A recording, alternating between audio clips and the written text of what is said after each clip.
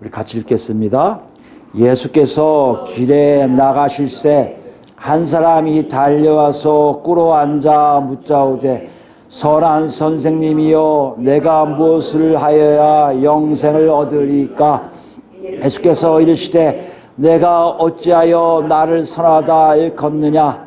하나님 한 분 외에는 선한 이가 없느니라. 내가 계명을 안 하니 살인하지 말라, 간음하지 말라, 도둑질하지 말라, 거짓 증언하지 말라, 속여 빼앗지 말라, 내 부모를 공경하라 하였느니라. 그가 여짜오되 선생님이여 이것은 내가 어려서부터 다 지켰나이다. 예수께서 그를 보시고 사랑하사 이르시되 내게 아직도 한 가지 부족한 것이 있으니 가서 내게 있는 것을 다 팔아 가난한 자들에게 주라. 그리하면 하늘에서 보화가 내게 있으리라. 그리고 와서 나를 따르라 하시니 그 사람은 재물이 많은 고로 이 말씀으로 인하여 슬픈 기색을 띠고 근심하며 가니라. 아멘. 지난 시간에 우리가 뭐에 대해서 알아봤습니까? 하나님 나라에 들어가는 자가 누군가에 대해서 알아봤죠. 하나님 나라에 들어가는 자가 누구입니까? 예수님께 나오는 자인데 어떻게 나온다고요? 어린아이 같이 자기의 지혜와 자기의 능력을 의지하지 않고 온전히 하나님의 방식대로 하나님 뜻 안에 순종하는 사람들, 그 사람들이 바로 하나님 나라에 들어가는 자라는 것을 알아보았습니다. 더 나갔죠? 뭘 더 나갔습니까? 이미 들어왔다고 생각한 사람들, 이미 하나님 나라의 백성이라고 생각하는 사람들이 하나님의 방법이 아닌 하나님이 싫어하시는 것, 하나님이 미워하신 것을 아무렇지 않게 하고 있으면서 스스로는 하나님의 백성이라 하는 사람들에게 경고. 그렇죠? 그것이 아니라는 것이에요. 하나님이 싫어하는 것을 하면서 나도 계속 하나님 나라 백성이야, 백성이 할 수 있다는 것이에요. 그 경고가 우리에게 더 컸고 제자들에게 큰 것처럼. 그래서 뭘 점검하라고 했습니까? 매일 삶에 있어서 예수님과 같이 가고 있냐는 것이에요. 성경에 하면 같이 먹고 마시고 함께 하는 것이 있느냐를 관찰해서 늘 보라는 것이에요. 여러분 한 주가 어떠셨습니까? 여러분 삶 속에 정말 예수님이 같이 동행하고 있는 것을 느끼셨어요? 사실 이게 있어야 되는데 매 순간순간 이랬다면 그게 성령 충만입니다. 성령 충만이 계속된다면 그건 천국의 삶이에요. 매 순간순간 아니더라도 가끔가다 성령 인도하심 따라 예수님과 동행하고 있음이 내 안에 있다. 내가 예수님 뜻대로 내가 예수님과 대화하며 예수님 원하시는 삶이 무엇인지를 분별할 수 있는 눈이 생기고 그걸 가고 있다고 하는 것이 여러 번 있다면 여러분과 저는 지금 하나님 나라 백성이라는 것이에요. 없다 문제 놓고 하세요. 그렇게 하라고. 그렇게 살 수밖에 없게끔 하나님 인도하고 계시거든요. 우리가 그만큼 지금 둔해지고 있는 거예요. 무뎌지고 있는 거예요. 하나님이 싫어하시면 아무렇지 않게 하면서 나는 하나님 나라 백성이다. 나는 예수 믿었다. 이렇게 얘기하면 안 된다는 것이에요. 마가는 우리에게 이렇게 하고 있어요.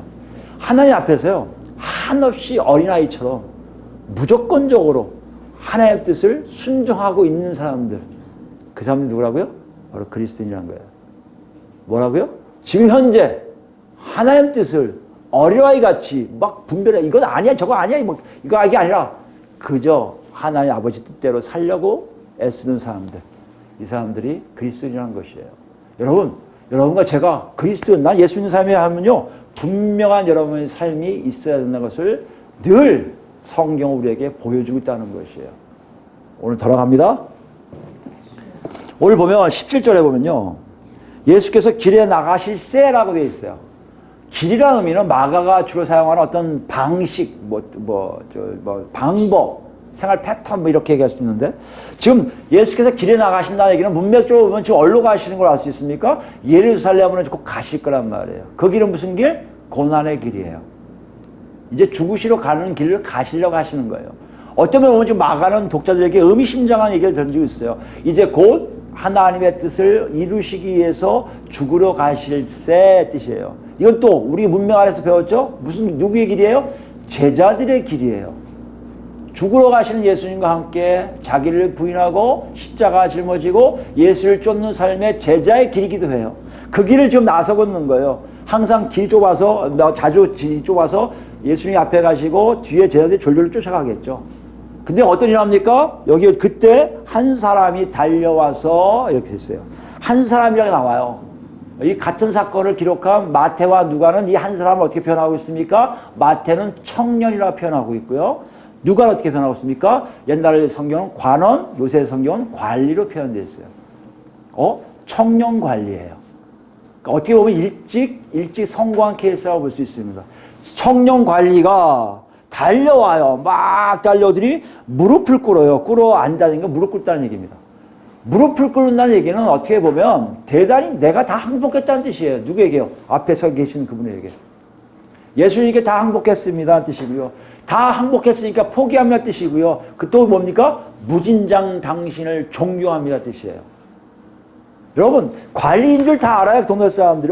저 사람 누구인데? 근데 그 사람이 막 달려가더니 많이 보던 사람이고 약간 있던 뭐 얘기가 소문이 많은 그 예수 앞에 무릎을 꿇는다는 얘기는 대단히 눈에 확 띄었을 거예요. 제 아들은 놀랬겠죠. 어이구 저 사람이 왜 저러지? 이렇게 그 행동에 놀랬는데 그 사람의 말에 또 눈에 띄어요. 어떤 말을 합니까? 선한 선생님이요 라고 호칭을 선한 선생님이라고 얘기해요. 이건 그 당시에 랍비들에게 선생님, 랍비요 이 뜻하고 좀 다른 의미가 있어요. 그죠? 그 당시 랍비들은요 자기 앞에 선한 자를 붙이지 못하게 해요.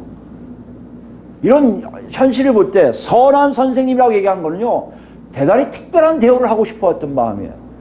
예수님께 당신은 독특한 랍비예요. 제가 보기엔 대단한 랍비예요. 너무 특출한 분이세요. 이 뜻을 얘기할 수 있다는 것이에요. 뭐 아부도 들어갈 수 있고 여러 가지 들어갈 수 있다고 하지만 어쨌든 선한 선생님이라고 호칭한 이유는 분명히 당신은 대단하신 분인데 무릎 꿇고 얘기하는 거예요. 뭔가를 알고 싶어요. 당신은 알려주실 것 같아요. 이 마음으로 왔다는 것이에요. 실제로 그 질문이 어떤 질문이에요? 내가 무엇을 하여야 영생을 얻으리까? 여기서 얻다는 얘기는 상속받다는 단어가 똑같아요. 물려받다는 단어가 똑같아요. 이거 얻다는 얘기는 그냥 내가 취하는 게 아니라 약속한 이미 내한테 오게끔 되어 있는 것을 그대로 받는 걸 얘기해요. 그래서 여기 성경에 굉장히 그게 많습니다. 그러니까 여러분 천국을 물려받는 거예요. 왜요? 약속하신 것이기 때문에. 여러분 쟁취하는 게 아니에요. 내가 얻어진 게 아니에요. 이미 하나님이 여러분과 저에게 주시고자 이 세상 모든 사람들에게 다 주시고자 만들어 놓으신 거예요. 그것을 물려받는 거예요. 상속받는 거예요. 얻어지는 거예요. 그래서 영생을 얻다는 얘기는 영원한 생명을 약속하지 않았습니까? 그 영원한 생명을 제가 받고자 합니다. 이 뜻이에요. 이걸 어떻게 하면 옛날 얘기하면 이 당시 얘기한다면 유대인들이 갖고 있는 다가올 미래. 어떤 다가올 미래입니까? 곧 있을 영원한 하나님의 통치의 나라, 그 하나님 나라가 왔을 때 그 안에 영원히 살고 싶습니다라는 질문이에요. 근데 뭐라고 한다고요? 무엇을 하여야 그 안에 그것을 얻을 수 있습니까? 하고 질문하고 있다는 것이에요. 이거는 되게 어떻게 보면 우리는 낯설지 않지만 이 당시 유대인들에게는 되게 낯선 질문이에요. 왜 그럴까요? 무엇을 하여야 영생을 얻습니까? 하는 질문의 방법을 얘기하잖아요. 다가올 시대, 다가올 하나님 나라에 영원히 들어갈 수 있는 길이 뭐예요? 방법이 뭐예요? 물어보는 거 아니에요. 근데 유대인들은 다 알고 있다니까요, 이미. 그 당시 유대인들은 뭘 생각하고 있어요? 율법을 잘 지키면 된다는 거예요. 그러니까 이 친구 지금 여기 젊은 청년 관리가 이것을 질문할 때 옆에 유대인들이 있었다면, 제자들이 있었다면 이상한 거예요. 저 친구가 율법을 지키면 되는데 그걸 몰라서 저렇게 물어보나? 여러분 그래서 물어봤을까요? 우리 생각도 그것은 아닐 거라고 생각해요. 이미 그걸 알고 있을 거예요. 알고 있는데 분명하게 뭔가를 더 알고 싶어 했던 거예요. 이게 어디 있습니까? 우리 마태복음 19장 가보시면요. 마태복음 19장은 몇 번 올 거니까 접어놓으세요. 딱 이렇게 뭐 책꽂이 같은 거 있으면 딱 좋고요. 뭐 꽂이 있으면 또 좋고 이렇게. 19장이에요. 마태복음 19장. 같은 사건을 기록한 내용인데요. 마태와 누가와 마가가 같이 있는 같은 사건을 기록했는데 마가와 누가가 비슷해요. 거의 같아요. 근데 마태가 조금 다르게 표현하고 있습니다. 그래서 우리가 좀 힌트를 얻을 수 있어요. 그게 어떤 의미인지. 16절 보시면 어떤 사람이 주께 와서 이르되 선생님이여, 여기 선한 선생님이 없어요. 대신 어디에 붙습니까? 내가 무슨 선한 일을 하여야 영생을 얻으리까. 여기 선한 일에 붙였어요. 일에 붙였어요. 무엇을 해야 영생을 얻으리까에 무슨 일에 선한을 붙여요.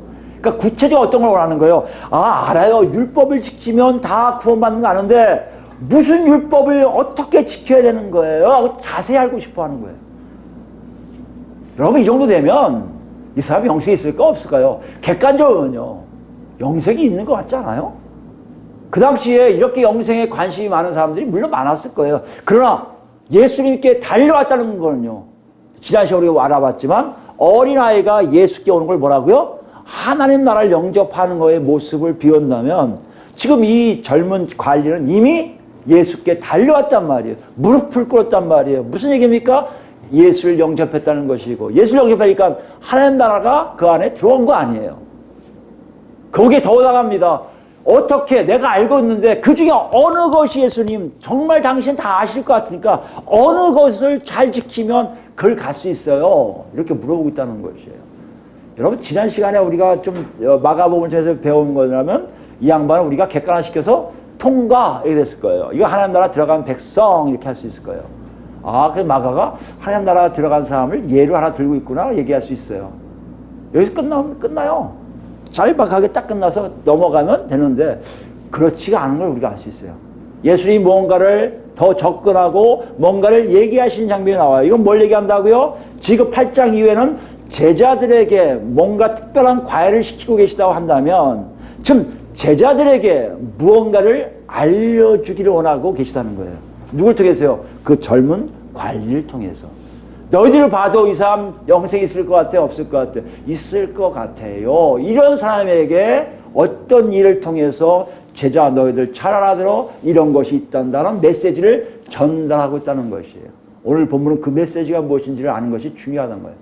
어떤 것이 봅시다. 다시 본문 올까요? 19장 접어놓고 오세요. 마태복음 19장 또 갈 겁니다. 예. 보시면 18절이에요. 예수께서 이르시되, 예수님이 그래 됐다 너는 통과해야 되는데 아니에요. 무슨 말씀을 하세요? 그럼 어떻게 말씀하십니까? 내가 어찌하여 나를 선하다 일컫느냐. 무슨 말씀이에요? 명칭, 호칭을 수정시켜 주시는 거예요. 너가 왜 나한테 선하다고 그래? 여러분 오늘 이해를 하셔야 됩니다. 그 다음에 하시는 말씀이 하나님 한 분 외에는 선한 이가 없느니라고 얘기해요. 이거는 예수님이 말씀하신 것도 있지만 실제적으로 이거는 뭐예요? 유대인들이 다 갖고 있는 생각이에요. 헬라인들과 달리 유대인들은요, 이 선함이라는 걸 존재론적으로 해서 그래요. 여러분 저도 그랬으면 좋겠어요. 선하다, 저 사람 착해. 이거를 여러분 존재론적으로 해석했으면 좋겠어요. 어떻게 해석한다고요? 이들에게, 유대인들에게 존재론적으로 선한 분은 딱 한 분이에요. 누구요? 하나님. 이게 대명제예요. 절대명제예요. 하나님은 선하시다. 이 얘기는 하나님 위에 모든 만물은 다 악하다는 뜻이 돼요. 이해되시겠습니까? 절대 인간은 선하게 될 수가 없어요. 인간에게 선한 존재가 될 수가 없어요. 그걸 알기에 랍비들도 자기 앞에 선한 랍비여라고 하기를 꺼리고요. 하지 못하겠다는 거예요. 왜요? 인간에게는 절대 선한 존재가 없기 때문이에요. 그 어떻게 선한 게 올 수 있습니까? 하나님이 선한 존재가 이 선함을, 이 선함이에요. 줄 때만 가능한 거예요.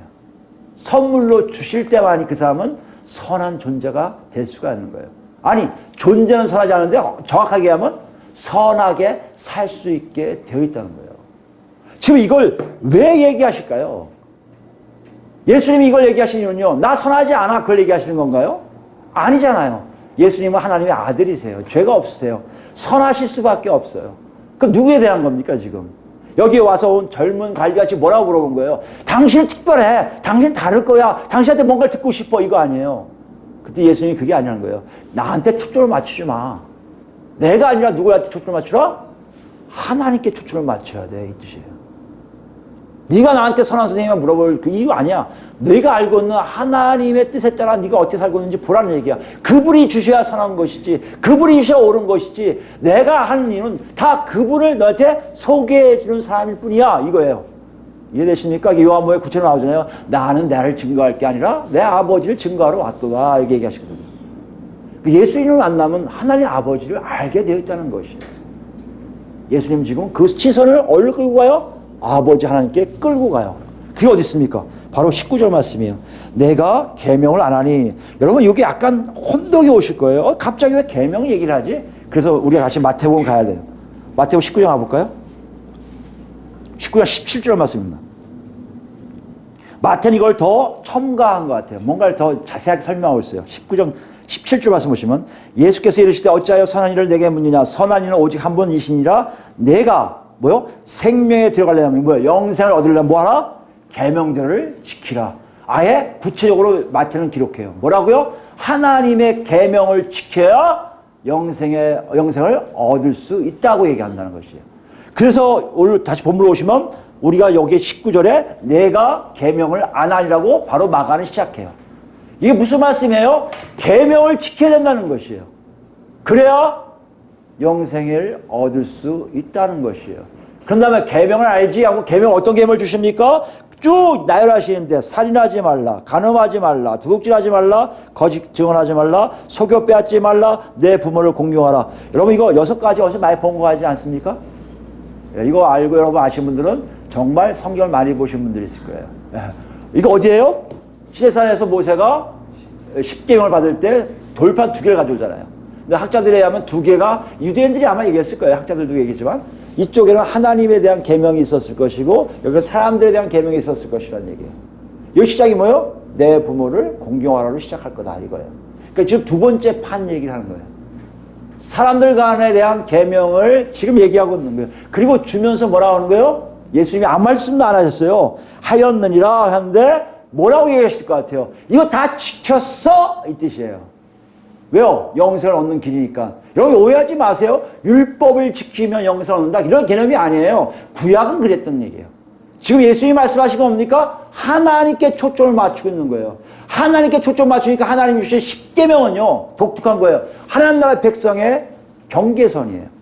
이 안에 들어와야만이 하나님 나라 백성이거든요. 영생이 있거든요. 그것 중에 하나가 뭐예요? 하나님에 대한 계명을 네가 알고 있으니까 어차피 이걸 얘기하면 너는 못 지킨 게 많을 수 있어요. 뭐요? 다른 일을 두지 말라? 우상 만들지 말라? 뭐죠?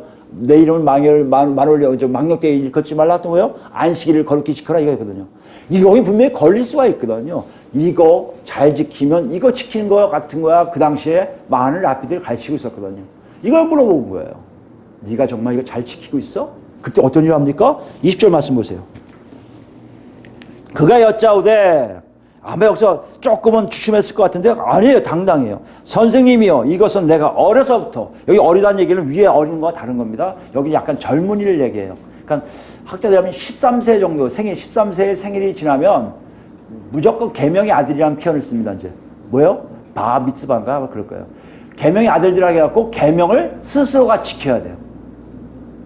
이거 성장한 거예요. 이제 애 때는 부모가 읽어줘야 돼요. 이거 아시죠, 여러분? 유대인들 교육 방법이 태어나면 토라를 읽기 시작해요. 그래서 애가 자랄 때까지 읽어줘요. 쭉 그걸 적어놔요. 그 다음에 이때 되면 어른이 되면 그걸 알려줘요. 너 지금까지 내가 너한테 100번 혹은 1000번 읽어줬어. 그 다음 네가 읽어. 이걸 하는 거예요. 그 어려서부터가 막 그걸 얘기합니다. 스스로가 계명을 지킬 수 있는 나이가 되었을 때 그때부터 잘 지켰다는 거예요. 다 지켰다는 보존도 의미가 있어요.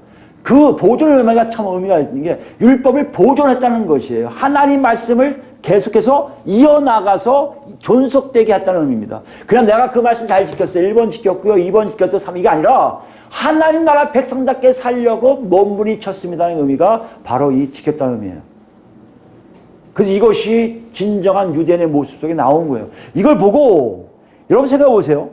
예수께 왔어요. 영생하는 건 간절함이 있어요. 또 예수님의 시험에 통과했어요. 그 다음에 그냥 끝난 게 아니에요. 예수님 이걸 승인해 주세요. 정말 통과했다는 게 어디 있습니까? 21절 말씀 보세요. 예수께서 그를 보시고 사랑하사 그래요. 이건 마가만 적은 건데 여기 보시다는 건 이렇게 사랑스럽게 눈을 이렇게 살펴보는 거예요. 좀 대단한 놈이네. 그리고 사랑했다는 건 진짜 사랑한 거예요.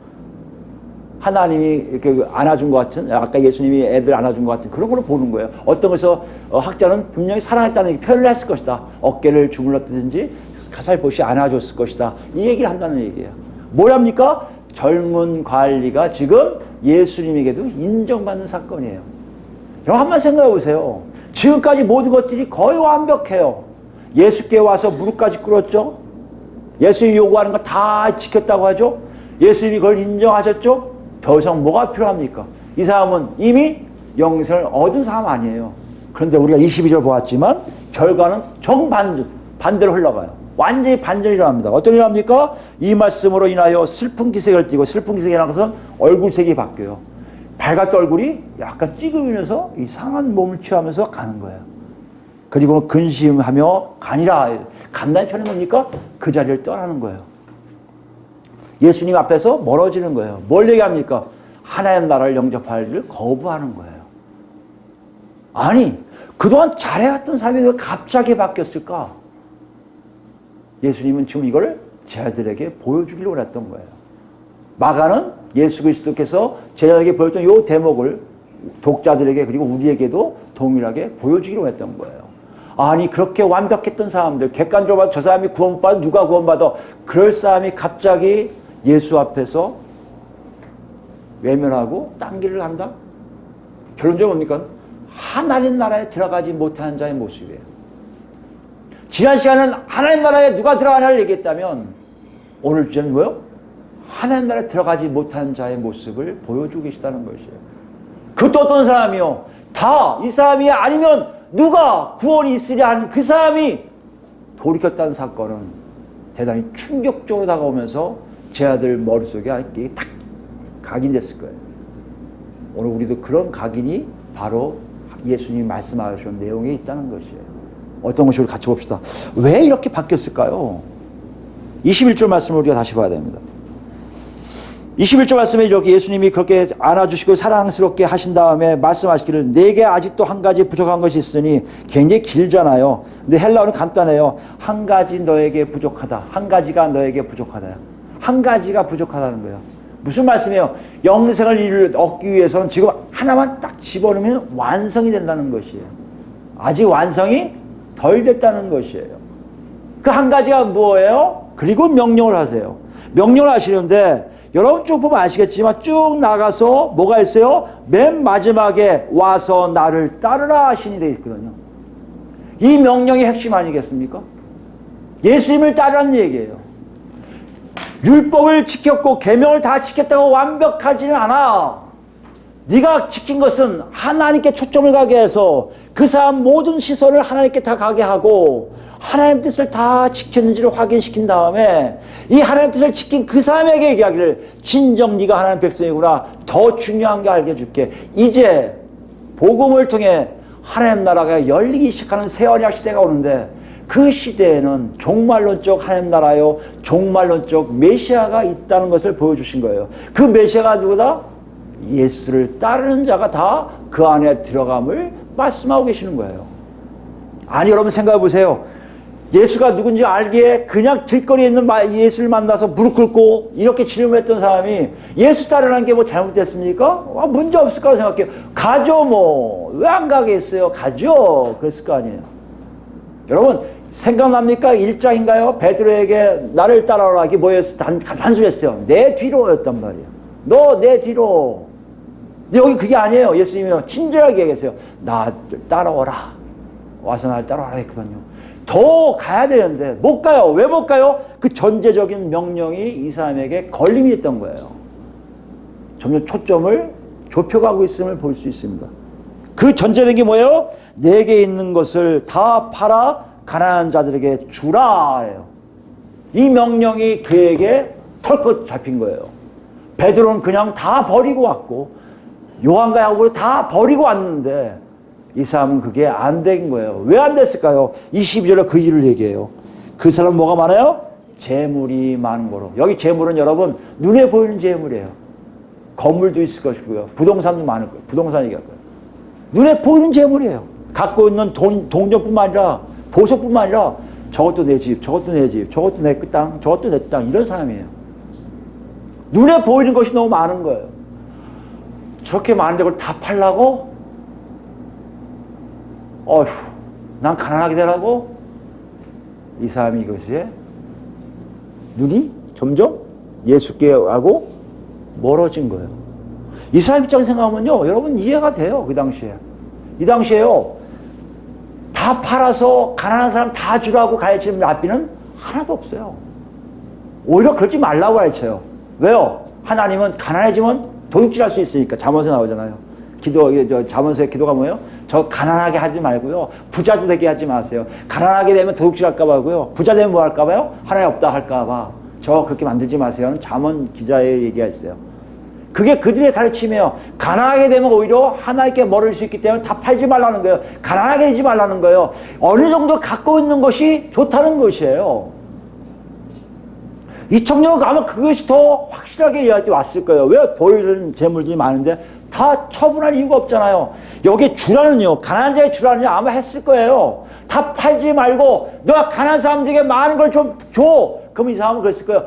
그건 해야죠. 왜요? 그 당시 율법의 완성은 자비로 생각했거든요. 내 이웃에게 던져주는 걸 원했거든요. 여러분 도네이션이라고 했죠. 후원금이라고 하죠. 이게 유대인들한테 나온 거예요. 자기 돈을 딴 사람들에게 도와주는 일들을 같이 한 게 유대인이에요. 바로 하나님의 법에 그게 있었거든요. 그러니까 이걸 굉장히 좋은 항모력이기 때문에 가난한 자를 도와주는 것까지 오케이인데 뭐가 문제였단 말이에요? 다 팔아서라가 문제였던 거예요. 나한테 가진 게 하나도 없어지는데, 내가 완전히 상황이 바뀌는데, 내가 갖고 있는 재산은 하나도 없어지는데, 내가 오히려 가난한 자가 되는데, 나 그렇게 이거 이상하네. 꼭 이렇게만이 영생 간다고? 꼭 이렇게만 구원이 있다고? 꼭 이렇게만 하나님 나라에 들어간다고? 다른 납비들은 안 그런데 왜 저 선생님 저러지? 이게 이 사람에게 뭐요? 자기도 모르게 결정하기 수밖에 없는 상황이 와서 저분이 아닌가 보다 하고 슬픈 기색으로 근심하며 떠나는 장면이 된다는 얘기예요. 여러분, 이것이 하나님 나라에 들어가지 못하는 자의 모습이라는 거예요. 다 알아요. 영생이 뭔지 알아요. 어떻게 하는지 알아요. 예수 믿으면 되는 거 알아요. 예수 따라가는 거 알아요. 그런데 희한하게요, 거기에 막히는 거예요. 뭔가요? 자기 것 때문에. 그리고 돌아서요. 그리고 가요. 오늘 여기서 재물 뭡니까? 재물이에요. 눈에 보이는 재산이란 말이에요. 이것 때문에 이 사람은 예수를 따라가질 않아요. 오늘 이 대목이 굉장히 여러분과 저에게는 충격으로 됩니다. 여러분 갖고 있는 모든 재산이 어쩌면 하나님에 의해서 다 없어질 수 있다는 생각할 수 있어요. 여러분 그럼 어떻게 하실 거예요? 다 팔 거예요. 그럼 들어가는 거예요. 나 못 팔겠는데요? 죄송하지만 못 가는 거예요. 지금 예수님은 그걸 지금 말씀하고 계신 거예요. 저희들에게 보여주시는 거예요. 너희들이 알고 있는 이 재물이란 것이 참 좋긴 좋은 걸 알고 있는데 실제적으로는 그 재물이 저 사람을 하여금 하나님 나라에 들어가는 것을 방해하고 있음을 보았느냐라고 여기 말씀하시는 거예요. 여러분 그게 보입니까? 우리도 보셔야 돼요. 하나님 나라 들어가지 못한 자가 왜 못 갔다고요? 오늘 본문에서는 재물이에요. 베드로는 왜 갔을까요? 재물이 안 보였던 거예요. 요한과 야고보 왜 포기했을까요? 그것이 안 보였던 거예요. 가난했으니까. 아니요, 그분들 어부들이었어요. 잘 살았어요. 배도 몇 척 있었어요. 다 버리고 갔잖아요. 이 사람 왜 못해요? 그것이 눈에 밟혔기 때문에 못 간다는 것이에요. 오늘 저는 모르겠어요. 하나님 언젠가 여러분에게 놓고 할 수도 있어요. 그러면 그것만 얘기하냐? 거기에 따른 하나님의 뜻이 없느냐? 우리가 그걸 지금 마가는 전하고 있어요. 이렇게. 실제로 우리 삶 속에 재물에 대한 것들이 얼마큼 잘못되었는지를 알게 하세요. 예수님이 말씀하시기로는 왜 재물이 저 사람을 하나님 나라에 못 들어가게 하는 줄 아냐? 그것은 재물이 보이기 때문인데 왜 재물이 보인 줄 아냐? 그 사람이 갖고 있는 재물관이, 그 사람이 갖고 있는 재물에 대한 생각들이 잘못되었기 때문인 것을 우리에게 전달하고 있다는 것이에요. 그것이 두 번째 우리가 받을 교훈이에요.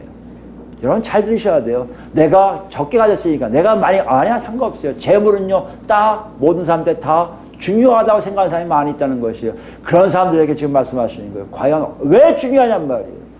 왜 필요하냔 말이에요. 먼저 볼까요? 19절 말씀 보세요.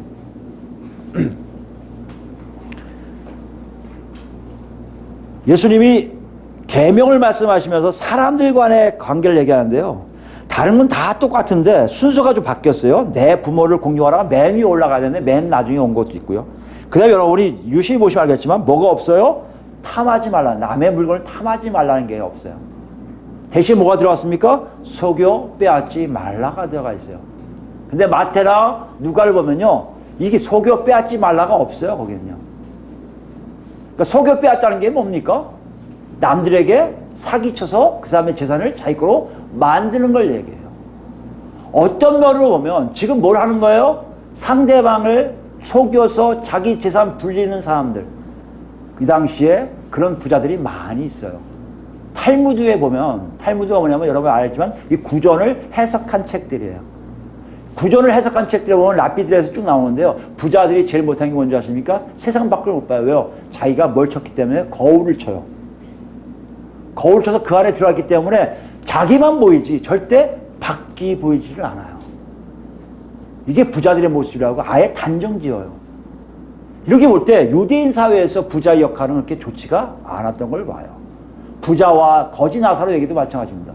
그 거지 나사로가 죽어가는 거를 빵부스러기 하나를 안 주는 거 아니에요. 그 부자가 지옥 가 있음을 아무렇지 않게 얘기하고 있지 않습니까? 부자에 대한 편견은 뭐예요? 가난한 사람들 걸 뺏어서 부자 된 것이 많이 있다고 볼 수 있습니다. 이 당시뿐만 아니라 지금도 마찬가지예요. 부의 편중은 어떤 면으로 보면 사회적인 전반에 어쩔 수 없는 것이라고 얘기했을지 모르겠지만 하나님의 눈으로 하나님 나라의 방식으로 볼 때는 그건 옳지가 않은 거예요. 이걸 좀 반대해서 약간 좀 편하게 쓴 것이 마태복음 19장 가보시면 다를 수 있습니다.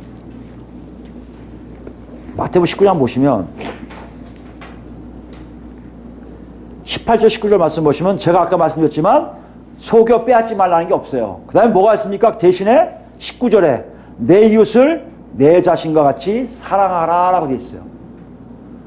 내 이웃을 내 자신과 같이 사랑하라는 얘기는 레기서의 그것을 해석하는 것으로 전체가 두리뭉실하게 나온 것이 절대 계명의 내용이 아니에요. 마태도 그를 집어넣었단 말이에요. 왜 그랬을까요? 마태, 마가 모두 예수님의 의도를 안 거예요. 예수님의 의도는 뭡니까? 제물로 하나님의 자녀들을 먹여 살리는 도구이지 절대 내 자신의 부를 위해서, 명예를 위해서, 내 자신의 안락함을 위해서 구축되는 돈이 절대 아니란 얘기예요. 방법도 나쁘지만, 아니 속여서 빼갖고 남의 거 다 내 거로 만드는 것 자체도 나쁘지만 더 나쁜 것은 나만 잘 먹고 잘 살겠다는 생각이라는 얘기예요. 그래서 재물이 귀한 거예요. 오늘날 한국의 땅에 부동산이 그래서 귀한 거예요. 건물들이 귀한 거예요. 이건 세상의 눈이란 말이에요. 하나의 눈은 하나도 안 귀해요. 왜요? 다 없어질 것이기 때문에. 지금 이걸 얘기하시는 거예요, 예수님이요. 쟤들 잘 봐라. 너희들이 지금 온 상태를 봐라. 가진 거 있니? 없는데요. 누가 먹여 살렸어? 하나님이 먹여 살린 거 압니다. 너 지금 공동체 생활하면서 너 돈 어떻게 한 거 있어? 없는데요. 그걸 얘기하시는 거예요. 뭘 얘기하십니까? 하나님의 자녀들에게 예수님은 뭘 얘기하십니까? 일용할 양식만 있으면 된다고 말씀하세요. 그게 어디 있습니까, 여러분? 에덴 동산 한번 생각해 보세요. 에덴 동산 가서 여러분 재산이 있어요? 에덴 동산에 아담이 일어나서 저거 다 내 거야! 이렇게 선언한 적 있어요? 그 아마 하와가 그럴 거예요. 에이, 바보 아니야? 저거 왜 긁고 네 거라 생각할게. 가서 먹어보면 되는 건데. 전혀 불편이 없는 사회였어요. 죄의 예생인 게 빈부의 차이요, 돈이요, 재물이요, 그것이 귀하다고 생각하는 거예요. 여러분 정말 돈이 귀하다고 생각합니까? 잘못된 생각이에요. 귀하지가 않아요. 수단이에요. 방법이에요. 뭘 하기 위해서? 하나님이 옆에 이웃들을 먹여 살리라고 하기 위해서 어떤 사람에게 돈을 주시는 거고요. 이 먹여 살릴 사람이 가난한 사람들은요, 그걸 받아 먹어도 괜찮은 것이 하나님의 나라라는 것이에요. 이것이 별로 안 나와 있어요, 본문에는. 그런데 뭐라고 얘기하시는 거예요? 내게 있는 걸 다 팔라! 그건 이유는 가난한 사람들에게 다 나눠주기 위함이라는 것이에요. 정확히 하려는 것이에요. 왜 내가 돈이 있는지, 왜 내가 이렇게 이 땅에서 잘 먹고 잘 사는지. 그 이유 하나는 옆에 사람들에게 도움을 주는 하나님의 뜻을 펼치는 일을 하기 위해서 그렇게 주신 거라고 말씀하고 계시다는 거예요. 두 번째 있어요.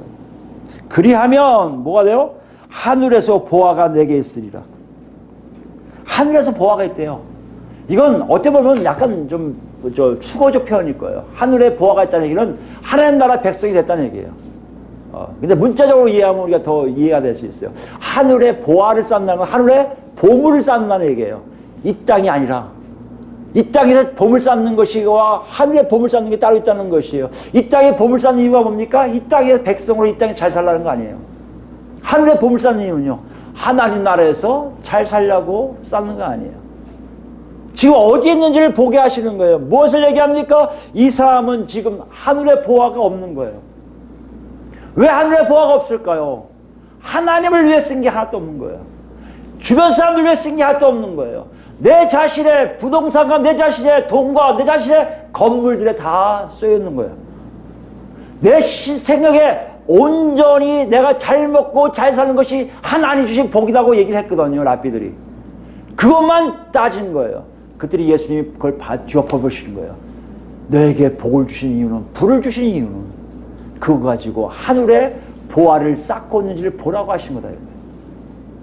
네가 쓰는 것이 지금 이 땅 걸 위해 썼다면 절대 하늘에 보화가 쌓이지 않을 것이라는 얘기예요. 하나님을 위해서 쓰는 보화만이 땅 위에 쌓여질 거야. 땅이 아니라 하늘에 쌓여지게 되어 있을 거라는 얘기예요. 여러분 이 얘기를 이해해야 되겠어요? 저도 이 설교를 처음 해요. 재물에 대한 설교 처음 해요. 굉장히 까다로워요. 입에서 안 나올 수도 있어요. 그러나 하는 건 딱 한 가지예요. 그것이 맞아요. 하나님 우리에게 엄격하게 계신 게 있어요. 이 땅을 위해서 사는 자, 저 하늘 건 없을 것이고요.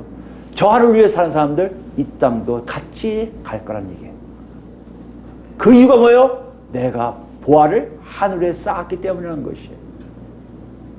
많은 사람들이 우리가 여기 있는 사람 생각합니다. 아이고 답답한 사람아, 그거 다 팔아서 예수 따라가면 될 걸 왜 안 해? 왜? 이럴 거 아니에요. 이미 그 사람 눈에는 그게 안 보이는 거예요. 재물이 보이기 시작하니 하나님 나라는 뒷전인 거고 예수는 뒷전이 돼버린 거예요. 우리는 어떻습니까? 우리는 어때요? 정말 여러분 그러고 계세요? 다 얻었다고 생각하십니까? 정말 예수를 온전히 쫓아간다고 생각하세요? 혹시 여러분이 갖고 있는 여러 가지 생각들이 하나님 나라 들어가는 걸 방해하고 있지 않습니까? 특히 여러분이 가지고 있다고 생각하는 재물이 여러분을 막고 있지 않습니까? 하나님 노크스를 들으시기 바랍니다. 많은 분들이 저한테 이런 얘기해요. 하나님이 돈을 벌게 하셨어요. 하나님 나라를 위해서 돈을 벌라고 하세요. 그래서 저는 돈을 열심히 벌 거예요. 맞을까요? 맞는 것도 있어요. 어떤 분들은 정말 부하게 하세요. 하나님이. 생각지 않은데 부하게 하세요. 근데 중요한 게 있습니다. 하나님의 일꾼들의 부함은요, 돈에 연연하지 않아요. 돈 갖고 목표를 두지 않아요. 하나님 예수 그리스도를 쫓아가는 데 열심히 해요. 그분이 원하는 게 뭘까? 그분이 기뻐하는 게 뭘까? 이걸 쫓아가다 보니 하나님께서 사명을 주신 게 뭐예요? 돈 갖고 여러 가지 일 하라고 돈을 주시는 것 뿐이에요. 수단이에요. 목표가 안 돼요. 그런데 우리가 뭐라고 합니까? 저에게 돈이 있으면 착한 일 할 건데요. 저에게 뭐만 주시면 하나님 큰일 할 거예요. 저 돈 좀 주세요. 얘기하는데 죄송하지만 하나님 방법은 절대 아니에요. 하나님은요, 돈 없어도 하나님이 돈으로 쓰시려면 분명히 자기가 갖고 있는 두렵돈으로도 분명히 하나님을 하게 하세요. 지금이에요. right now예요. 현재 내가 하나님 말씀에 순종하느냐 안 하느냐가 중요하지. 미래 5년 후에 10년 후에 하나님을 위해서 이렇게 할 테니까 저 돈 좀 벌게, 이거 아니란 얘기예요. 뭘 얘기합니까? 지금 예수님 말씀에 보면요, 예수님은 지금 당장 예수를 쫓는 것을 원하시지, 네 계획대로 내가 알아서 할게요, 좀 벌면 하면 되잖아요, 이거 원치 않으시다는 얘기예요. 다시 얘기할까요? 지난 시간에 얘기했듯이 어린아이 같이 하라면 하는 거지, 왜 내가 생각해서 좀 이따 하면 될 거 아니에요, 이런 자기 부인이 없는 삶을 사냐는 얘기예요. 오늘 저희들에게 두 가지를 얘기해요. 돈은 수단이야. 단순하게 내가 하나님 일을 위해서 이 땅에 살 때 필요하니까 그냥 줬다 없어진 것뿐이고, 두 번째, 절대 그것이 하나님과의 관계되지 않는다는 것이에요. 잘 기억하세요, 여러분. 절대 재물은 하나님과 관계되지 않아요. 내가 부자가 되니까 하나님 날 기뻐하실 거야? 아니에요. 내가 가난하니까 하나님 날 미워하실 거야? 아니에요. 가난하고 부자 상관없어요. 하나님은 하나님 방식대로 쓰시고자 하는 일들을 분명히 하세요. 부자교회들 가난한 교회 상관없이 하세요. 부자교회 큰일 한다? 착각하지 마세요. 가난한 교회 큰일 못한다? 착각하지 마세요. 하나님을 쫓아가는 삶 속에 분명한 하나님의 결과를 하나님의 방식대로 거둬들일 거예요. 여러분 앞으로 우리 그리스도인들 중에 하나님 역사하시는 건 분명히 모르겠습니다만 어떻게 하실지 모르겠어요. 하나님의 역사가 분명히 있을 거라 믿어요. 아니면 여러분한테 죄송하고요. 빨리 도망가세요. 제가 사꾼이니까. 만약에 있다면 여러분 보실 거예요. 큰 돈이 아니라 작은 돈이 아니라 돈 문제가 아니라 예수님을 온전히 쫓는 사람들에 의해서 하나님의 일이 어떻게 이루어지는지를 볼 거예요. 저는 여러분들이 그랬으면 좋겠어요. 지금 여러분들이 그랬으면 좋겠어요. 예수님을 온전히 쫓아감으로 그때그때 이루시는 말씀, 지금 당장 얼마 필요하니까 써라, 지금 당장 네 옆에 있는 사람 가나니까 도와주라, 이거에 아무렇지 않게 도와줄 때, 자기의 계산이 없이 도와줄 때 하나님의 역사가 어떻게 흘러가는 줄 아는 사람들이 있단 말이에요. 여기 있는 부자는 그걸 모를 거야. 분명히 계속해서 녹화했을 거예요. 얘야, 다 팔아서 가는 사람 줘. 듣지 않았을 거예요. 왜요? 좀 더 후에요. 좀 더 후에요. 내가 더 모아서. 여러분, 그건 하나님을 어기는 거고 듣지 않는 거예요. 하나님의 음성은 지금 일어납니다. 지금 역사하십니다. 그 음성이 여러분한테 왔을 때 예수를 따라가는 것이 먼저지 내가 뭘 하는 것이 먼저가 아닌 것을 반드시 기억하시기 바랍니다. 어디 있어요? 마태복음 볼까요? 마태복음 6장이에요. 마태복음 6장 19절 말씀 볼까요? 6장이에요. 6장 19절. 너희를 위하여 보물을 땅에 쌓아두지 말라. 거기는 좀과 동록이 해하며 도둑이 구멍을 뚫고 도둑질하느니라. 오직 너희를 위하여 보물을 하늘에 쌓아두라. 거기는 좀이나 동록이나 해하지 못하며 도둑이 구멍을 뚫지도 못하고 도둑질도 못하니라. 이게 무슨 말씀인지 이해하시겠죠? 이 땅을 위해서 쓰지 말라는 거예요. 이 땅을 위해 잊지 말라는 게 쌓아두지 말라는 거예요. 이 땅에 있으면 다 없어질 거라는 얘기예요. 그러나 하늘에 쌓아두면은 다 있는데 이것이 어떤 마음이냐? 뭐가 있어야냐? 21절 말씀이에요. 내 보물이 있는 그곳에 내 마음도 있느니라. 그 보물이 어디에 있냐에 따라서 내 마음도 있다는 얘기는 역으로 얘기하면 내가 하나님 나라 백성이라면 하나님 나라를 위해서 다 내가 모든 것을 다 바친다는 얘기예요. 바친다 하면은 따라간다는 거예요. 나한테 거늘적거리기가 없다는 거예요. 하나님의 인도하신 따라 그냥 가게 된다는 것이에요. 이것 때문에 못 가요. 저것 때문에 못 가요. 없다는 거예요, 여러분. 그걸 지금 얘기하시는 거예요. 24절 볼까요? 한 사람이 두 주인을 섬기지 못할 것이니 혹 이를 미워하고 저를 사랑하거나 혹 이를 중히 여기고 저를 경히 여김이라. 너희가 하나님과 재물을 겸하여 섬기지 못하느니라. 분명하게 말씀하세요. 재물을 섬긴 자는 절대 하나님 섬길 수 없어요. 내 안에 재물에 대한 욕심이 있으면 하나님에 대한 욕심이 없어요. 죄송합니다. 사실이에요. 여러분 마음에 뭘 가지고 자꾸 기도하는지 보세요. 이 땅에 재물 갖고 기도하십니까? 죄송하지만 거기 하나님 안 계세요. 하나님에서 기도하십니까? 여러분 하나님 계세요. 이게 여러분 삶 속에 적용되시기 바랍니다. 사업하는 분들은 당연히 돈 가지고 기도하지 않아요? 해야 돼요. 그러나 그거 아니에요. 누굴 위해 기도해요? 하나님을 기도하세요. 지금 내가 뭘 하기 원하십니까? 지금 내가 뭘 하기 원하십니까? 사업 망해도 괜찮지 않습니까? 여러분 죄송하지만 들은 사람들 굉장히 기분 나쁠 수 있지만 실제 그래요. 차라리 여기서 자르고 천국 가는 게 낫다고 하신 예수님 말씀을 생각해 보세요. 여기서 아무것도 없이 내가 천국 가는 게 낫지. 여기 있는 모든 걸 다 가지고 있다가 천국 가면 무슨 소용이 있습니까? 우리의 생각을 바꾸셔야 돼요. 뭐가 중요한지 생각하셔야 돼요. 여러분 입술에 나오는 기도 제목을 보세요. 하나님이 나와야 돼요. 이거 잘 되면 저거 잘 되면이 아니라 하나님. 어디 계세요? 어디로 갈까요? 이쪽이에요. 그러다 보면 하나님 여러분에게 여러분 삶을 인도함이 분명히 있다니까요. 그 약속을 놓치지 마세요. 그게 하나의 법이에요. 그게 어딨습니까? 31절이에요. 그러므로 염려하여 이르기를 무엇을 먹을까, 무엇을 마실까, 무엇을 입을까 하지 말라. 여기 다 들었잖아요. 이것 때문에 하는 거 아니에요? 먹고 마시고 입을 것 때문에. 여기서는 더 거주하는 것까지 기도하잖아요. 필요 없단 말이야. 30절 보세요. 이는 다 이방인들이 구하는 것이라. 너희 하늘 아버지께서 이 모든 것이 너에게 있어야 할 줄을 아시느니라. 여러분과 하나님 관계가 제대로 있다면 여러분 필요한 걸 다 하세요. 안 주시던데요? 그럼 굶으라고 하시는 거예요. 더 안 주시는데요? 힘들라고 하시는 거예요. 더 안 주시는데요? 죽으라고 하시는 거예요. 죽으면 돼요. 죄송하지만 목사님 돈 안 버시니까 그런 얘기 할 수 있죠. 아니에요, 여러분. 정말 그런 경우를 하나님 다 체험하게 하신 사람들이 예수 믿는 사람들이란 말이에요. 하나님의 역사는요, 분명하세요. 하나님의 역사 분명한 이유는 뭔지 아십니까? 그 약속을 이루시기 위한 거예요. 어떤 약속이요? 이 땅에 하나님의 놀라운 하나님 나라를 완성시키기 위한 거예요. 새하늘과 새 땅, 이 땅에 오기 위해서, 여기서 오기 위해서 모든 것이 사라지고 오직 하나님이 이루시려는 하나님의 뜻만 온전히 호롯이 있게 하기 위해서 지금 하시기 때문에 여러분과 거기에 맞춰 있을 때는 여러분 죽었으나 죽은 것이 아니고 여러분 살아있으나 살아있는 것이 아니란 말이에요. 여러분 이방인이 구하는 것이라고 하는 얘기는 잘 들으셔야 돼요. 이건요 하나님과 관계없는 사람이라는 얘기예요. 그런데 우리 얼마큼 기도합니까? 중보 기도한다고 도고 기도한다고 들어보면 매 그런 거예요. 하나님 뭐 해주세요 뭐 해주세요. 불쌍히 목사의 심정으로는 다 이해가 돼요. 그러나 확실한 건요 그들 입술에 정말 하나님을 찾는 입술이 되길 바라요. 33절입니다. 그런즉 뭐하라? 너희는 먼저 그의 나라와 그의 의를 구하라.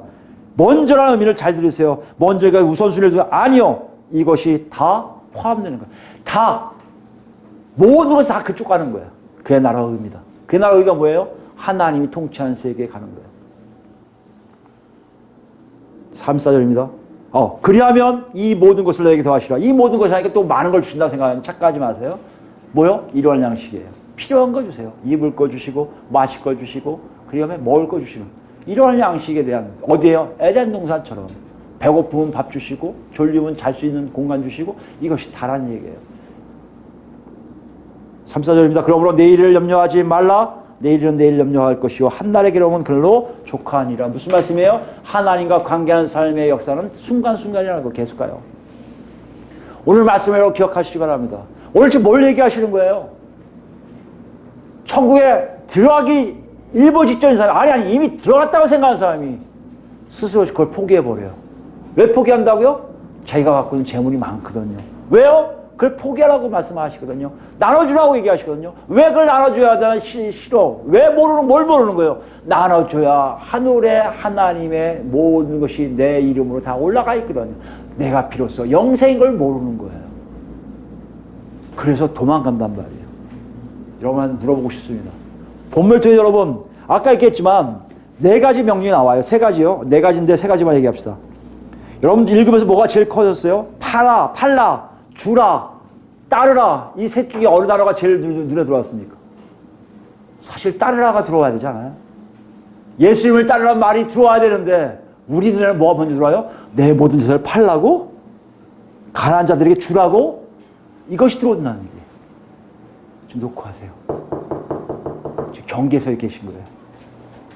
여차하면 여러분 돌아설 거예요. 하나님 나라는 안 들어가고 딴 데 갈 거예요. 지금 따라가셔야 돼요. 파시고 주라면 그건 2번째 문제예요. 따라가세요. 따라가면 팔게 됐고 주게 됐고 다 돼 있어요. 모르니까 하는 말이에요. 여러분 속에 그게 없다는 얘기예요. 우리가 그게 없다는 거예요. 아직도 우리는 이 땅의 것이 너무 편해요. 왜요? 그 방식대로 살았기 때문에. 오늘 예수님 놓고 하십니다. 쟤들에게 말씀하시는 거예요. 잘 봤지. 하나님 나라 들어가지 못한 자가 있는데 그 자는 자기가 갖고 있는 재물 때문에 못 들어갔어. 너희가 만약에 이런 상황이 오면 뭘 택할래? 난디도 모두 나를 따랐으면 좋겠어. 나한테 다 왔으면 좋겠어. 재물은 없어질 거야. 재물은 하늘에 쌓아진 거 외에는 아무것도 없을 거야. 너희들이 재물을 하늘에 쌓겠다는 말은 하나님 나라의 백성답게 살겠다는 고백이요. 자기를 부인하겠다는 얘기고 자기 십자가를 지겠다는 얘기고 마지막에는 나 예수를 따르겠다는 말인데 나는 너희 모두가 그랬으면 좋겠어. 어떡할래? 라고 물어보고 있다면 여러분 거기 뭐라고 대답하실 거예요? 우리 모두 아멘 하지 않을까요? 저는 여러분이 모두 아멘해서 하나님께 영광 돌렸으면 좋겠습니다. 네. 같이 찬양하겠습니다.